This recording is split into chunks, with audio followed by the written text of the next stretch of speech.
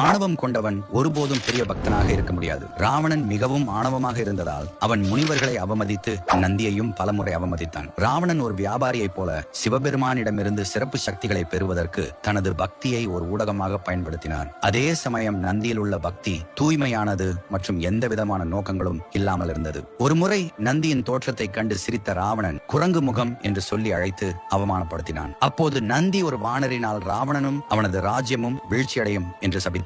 இலங்கையை ஹனுமான் அழித்ததால் அவரது சாபம் ராவணனின் அழிவுக்கு வழிவகுத்தது. ராவணன் சிவபெருமானிடமிருந்து சிறப்பு வரம் பெற தவம் செய்தான். நந்தி சிவனை மகிழ்விப்பதற்காக தவம் செய்தான். நந்தியை தவிர சிவபெருமான் தியானத்தில் இருக்கும் போது யாரும் தொந்தரவு செய்ய துணிவதில்லை. சிவன் இருக்கும் இடத்திற்கு நந்தி மட்டுமே அணுக முடியும். நந்தியின் தூய இதயம் மற்றும் நேர்மையான தெய்வீகத்தின் காரணமாக சிவபெருமான் அவருக்கு அழியாமையை அருளினார் மற்றும் அவரது விருப்பத்திற்கு ஏற்ப கைலாச மலையின் வாயில் காப்பாளராக ஆக்கினார். அவரது விருப்பப்படி நந்தியும் அவருக்கு வாகனமாக மாறியது.